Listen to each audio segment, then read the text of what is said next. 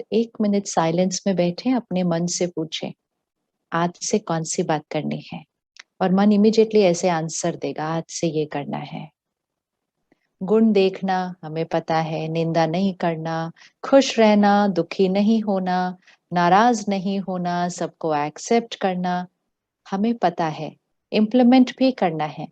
इन बातों में से सारी जो इतनी प्यारी प्यारी बातें निकली है ना, इनमें से सिर्फ एक सिलेक्ट कर लीजिए, एक करते हैं सिर्फ। ये सारी जो ज्ञान की बातें होती है ना, ये एक दूसरे के साथ बहुत इंटरकनेक्टेड होती है। अगर आप किसी के सिर्फ गुण देखते हैं, मतलब उनके अंदर की कमजोरी आपको दिखाई ही नहीं देती, आपका ध्यान ही नहीं जाता उस तरफ, तो इस एक आदत को पक्का करने से क्या होगा, यहाँ पे मन हमेशा साफ रहेगा, मैल आएगी ही नहीं, दाग पड़ेगा ही नहीं, क्योंकि अवगुण देखा ही नहीं ना, कमजोरी देखी ही नहीं, तो वो यहाँ आएगी नहीं। जब वो यहाँ आएगी नहीं तो ओवर थिंकिंग होगा ही नहीं। ओवर थिंकिंग होता ही है नेगेटिव बातें जब मन पर चलती हैं। जब किसी के अंदर का अवगुण दिखेगा ही नहीं तो जजमेंटल किस बात पे होंगे, क्रिटिकल उनके बारे में किस बात पे होंगे। अपने आप एक्सेप्टेंस आ गई, क्योंकि हमने उनके अंदर सिर्फ गुण ही देखा। गुस्सा किस पर करेंगे, जब उनके अंदर कोई बात गलत दिखाई नहीं दी तो गुस्सा किस पर करेंगे। तो ऑटोमेटिकली हमारे से दुआएं जा रही है, कंपैशन अपने आप जा रही है। Everything can happen with one thing. आप इनमें से किसी भी एक बात को पकड़िए और उसकी पूरी चेन बनती जाएगी सारी बातों के साथ। जब नाराज होंगे ही नहीं, बुरा कुछ लगेगा ही नहीं, तो फॉरगिव करेंगे किस बात के लिए। और जब फॉरगिव करना ही नहीं होगा तो फॉरगेट करने के लिए कुछ रहेगा ही नहीं। जब बात पकड़ी नहीं तो फॉरगेट क्यों करनी है। और ये सारी चीजें हो जाएंगी एक छोटी सी चीज से, कि सामने वाले के अंदर सिर्फ विशेषता देखनी है, सिर्फ गुण देखने हैं। सो रिच ज्ञान इज, ज्ञान इतना ब्यूटीफुल है, इतना पावरफुल है। ऐसे लिस्ट देखें तो लगेगा ओहो बाबा, मुझे इतनी सारी चीजें करनी है क्या, मेरे अंदर इतनी सारी चीजों का चेंज करना है। इतनी सारी चीजें नहीं करनी है, ये सारी चीजें एक दूसरे से इंटरकनेक्टेड है।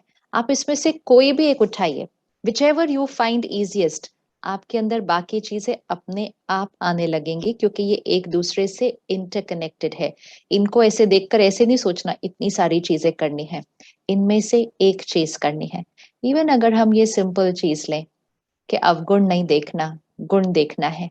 अभी सारा दिन तो सामने वाले के अंदर दिखाई देता है ना, कि कौन सी कमजोरी है, कौन सी गलती है।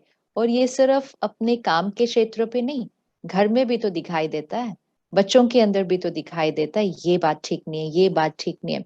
अब क्यों अवगुण नहीं देखना, क्यों गुण देखना, गुण ग्रहण करना, और क्यों कमजोरी नहीं देखना। और नहीं कैसे देखेंगे, दिख रही है, सामने दिखाई दे रहा है, तो नहीं देखने का क्या मतलब है। दो चीजें हैं जो देखती हैं, एक है ये आंखें, इन आंखों से सब कुछ दिखाई देगा। सिर्फ आपके आसपास के लोगों की गलतियां नहीं दिखाएंगी, सारी सृष्टि पर जितनी गलतियां हो रही हैं वो भी तो हम इन आंखों से देखते हैं ना। फोन उठाओ, लोगों की गलतियां दिखाई देती है, टीवी ऑन करो, लोगों की गलतियां दिखाई देती हैं। जो नहीं भी देखना हो, यहाँ से वहां से कोई फॉरवर्ड करके हमें सबकी गलतियां दिखाता है। सिर्फ अपने घर में, अपने देश में नहीं, दूसरे देशों में कौन कौन क्या गलतियां कर रहा है वो भी सारा दिन दिखाई दे रहे हैं। तो दिखाई देनी है, आंख बंद नहीं हो सकती, कान बंद नहीं हो सकते। लोगों के शब्द सुनाई देंगे, लोगों की गलतियां दिखाई देंगी, लोगों की कमजोरियां अवगुण दिखाई देंगे। कौन सी आंख को दिखाई देंगे, इस आंख को दिखाई देंगे, इस कान को सुनाई देंगे। लेकिन अभी हमने क्या सीखा, अवगुण को नहीं देखना, गुण ग्रहण करना। मतलब यहां से दिखाई देगा, यहां नहीं वो ग्रहण होना चाहिए। मन चित्त पर अगर किसी का अवगुण आया, यहाँ यहाँ दिखाई देगा, यहाँ से राय भी देनी है उनको, आप ऐसा नहीं, आप ऐसा कर लीजिए। यहाँ से उनको डिसिप्लिन भी करना है, अगर आप ऐसे नहीं करेंगे तो ये वाला एक्शन लिया जाएगा। ये तो सारा दिन करना है ना।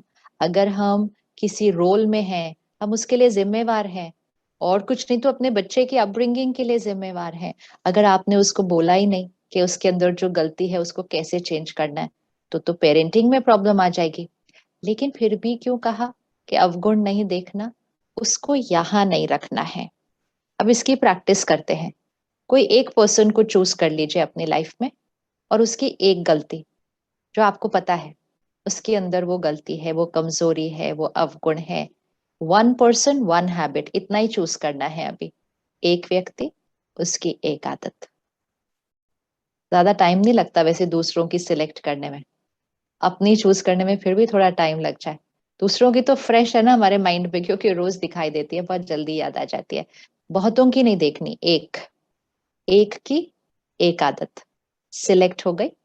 अब सपोज किसी के अंदर सिंपल आदत है कि वो टाइम पर अपने काम पर नहीं पहुंचते, किसी के अंदर आदत है ऐसे ही बातें छुपा देते हैं, उसको गोल गोल घुमा देते हैं, किसी तरह उसको बात को मोड़ देते हैं, तोड़ देते हैं, छिपा देते हैं। ऑनेस्टी नहीं है, ट्रांसपेरेंसी नहीं है। और कोई कोई तो अच्छे से बहुत बड़े बड़े झूठ भी बोलते हैं। फिर कोई अपने काम को ही सही तरह से नहीं करते हैं, काम चोरी करते हैं, बोलते हैं हाँ कर देंगे, समय पर पूरा नहीं करते हैं। से तो लंबी लिस्ट है बहुत सारी चीजों की। हमें इन लोगों के साथ काम करना है, हमें इन लोगों से काम करवाना भी है, लेकिन हमें अवगुण नहीं रखना है, नहीं देखना है। क्यों नहीं देखना है? पहले तो ये कि why I should not see it. Suppose आपके इर्द गिर्द सिर्फ 5 लोग हैं सारा दिन में, 5 ही लोग, और 5 के अंदर सिर्फ अगर एक कमजोरी भी है, वैसे तो हमारे अंदर ज्यादा है, फिर भी 5 लोगों में एक कमजोरी, और मैंने अगर 5 लोगों की एक एक कमजोरी यहां पर रखी, यहां पर रखने का मतलब क्या है? यहां से मुझे दिखाई दे रहा है कि वो लेट आते हैं, यहां से मुझे सुनाई दे रहा है कि वो झूठ बोल रहे हैं, यहां और यहां तक देखना है। यहां पर रखने का मतलब क्या है? उसके बारे में चिंतन करना। बताओ इसको तो कितना समझाओ, ये तो फिर झूठ बोलता है, इसको कौन सुधारेगा, ये सच बोलेगा कैसे, इस पर विश्वास किया कैसे जाए, हर बार सॉरी बोलता है फिर भी। ये हमारी अपनी चर्निंग शुरू हो जाती है। मतलब हम उसके अवगुण का मंथन करते हैं। चर्निंग, यहाँ चर्निंग, उसका झूठ वहां है, वो दिखाई देगा, लेकिन उसका मंथन यहाँ चलना शुरू होता है।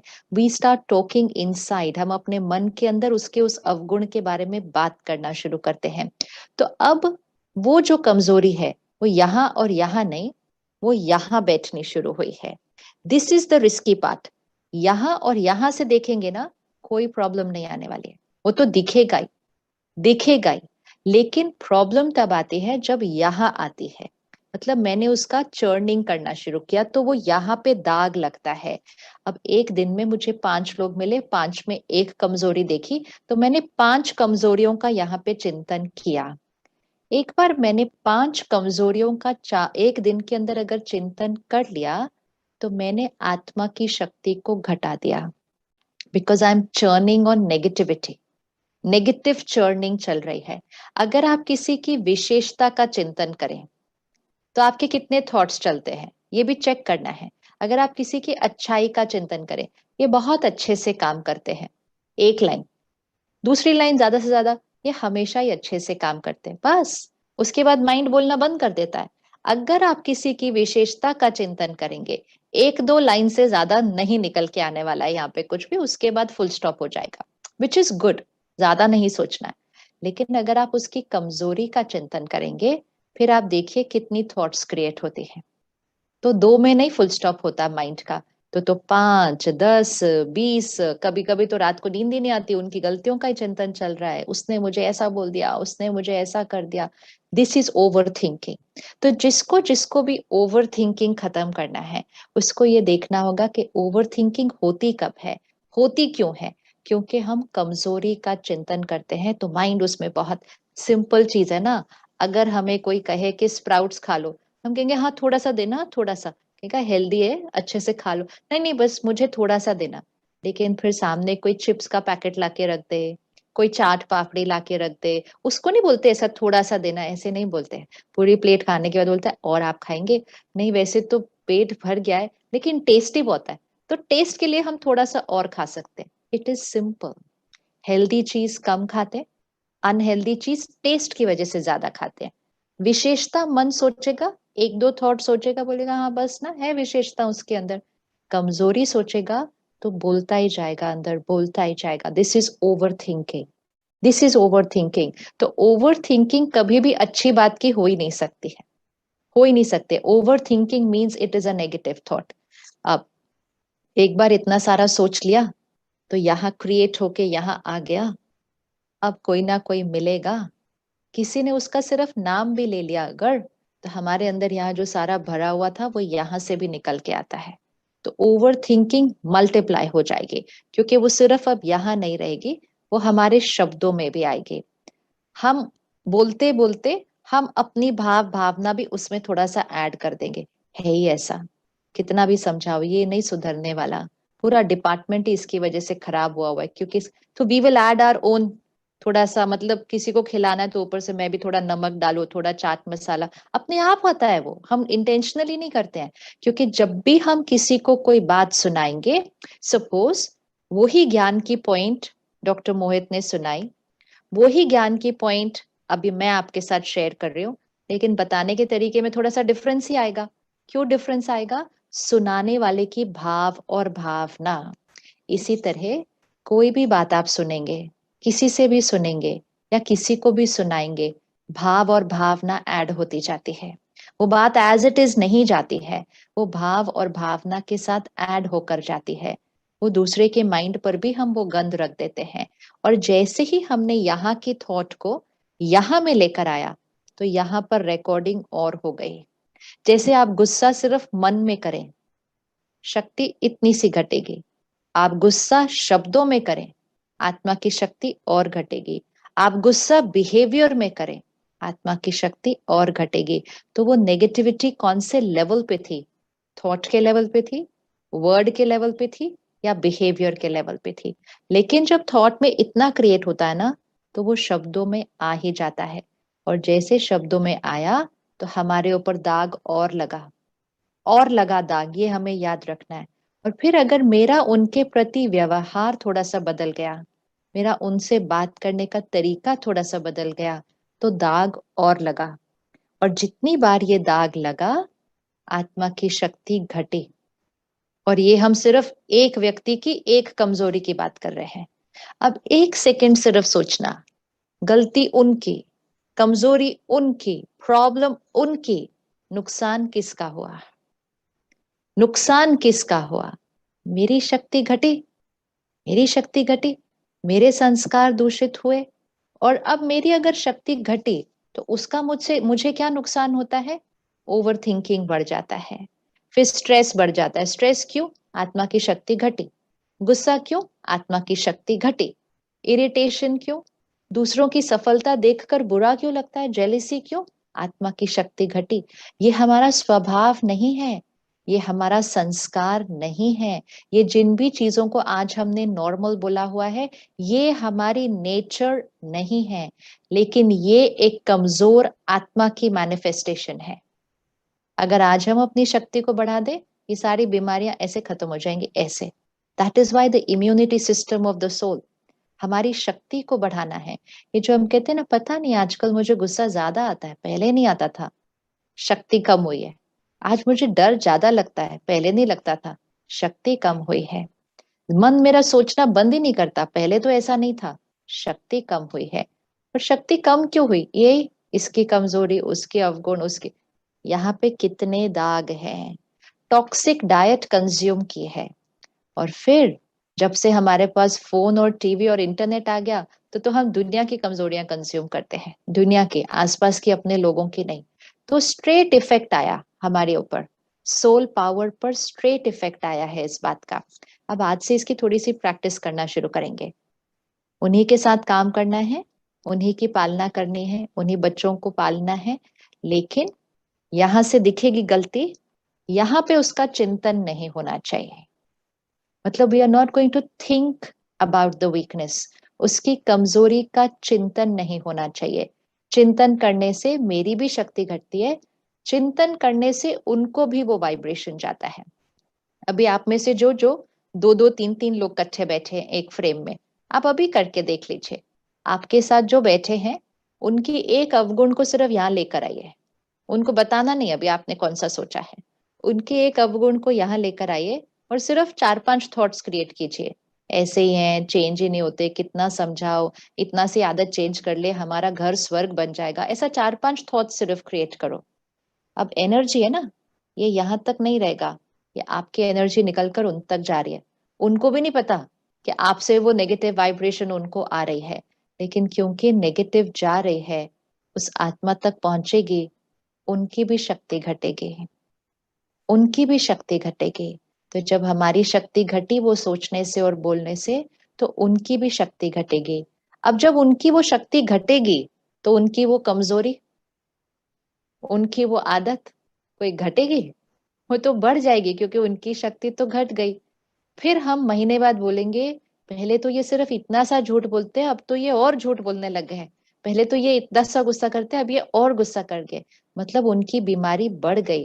लेकिन हम ये नहीं देखते कि उनकी बीमारी बढ़ने में हमारा भी एक रोल था, हमारा भी एक रोल था। अब इसका ऑपोजिट करते हैं, अब भी करिएगा। उन्हीं की उसी कमजोरी के लिए, ये से नहीं कि कमजोरी की जगह दूसरी विशेषता देखेंगे, वो कमजोरी को खत्म भी तो करना है। उसी कमजोरी का काउंटर ढूंढते हैं। मतलब सपोज सामने वाला गुस्सा करता है, हम क्या चाहते हैं? उनका गुस्सा खत्म हो जाए, मतलब वो क्या हो जाए? शांत हो जाए। सपोज झूठ बोलते हैं, हम क्या चाहते हैं? वो ऑनेस्ट हो जाए। सपोज काम ठीक से नहीं करते, हम क्या चाहते हैं? सिंसियर हो जाए। तो उसी कमजोरी का काउंटर थॉट ढूंढना है। और अब वो काउंटर थॉट आप क्रिएट कीजिए। ये शांत हैं, होंगे नहीं, होना चाहिए नहीं, ये है ही शांत। शांति इनकी नेचर है। कोई शांति दिखाई नहीं दे रही होगी, लेकिन शांति इनकी नेचर है।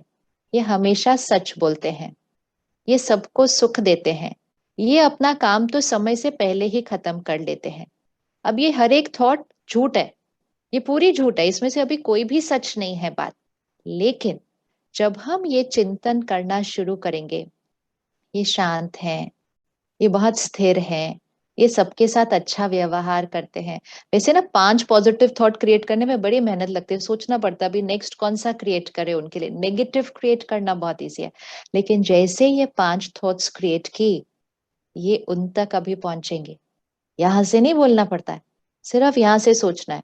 और जैसे ये क्रिएट की, ये उन तक पहुंचेगी। सबसे पहले कौन बचा? हम बच गए, क्योंकि हमने यहाँ अच्छी वाली थॉट्स क्रिएट की। अच्छी वाली की स्पीड भी कम थी, क्वालिटी भी अच्छी थी, मेरी शक्ति बढ़ी। अब मैंने क्योंकि क्रिएट कर ली, वो उन तक पहुंची, उन तक पहुंची, उनकी शक्ति बढ़ी। धीरे धीरे बढ़ती है, ऐसे ऐसे थोड़ी थोड़ी थोड़ी, लेकिन उनकी शक्ति बढ़ी। अब क्योंकि उनकी शक्ति बढ़ी, जो आपने उनके लिए भेजा है, उनके लिए वो करना बहुत इजी हो जाएगा, बहुत इजी हो जाएगा। लोगों को राय देने से नहीं परिवर्तन आता है, लोगों को ऑलरेडी पता है। जो झूठ बोलता है उसको पता होता है नहीं बोलना चाहिए, जो लेट आता है उसको पता होता है नहीं आना चाहिए, लेकिन वो बोलते हैं हमसे हो नहीं रहा। हम कोशिश करते हैं।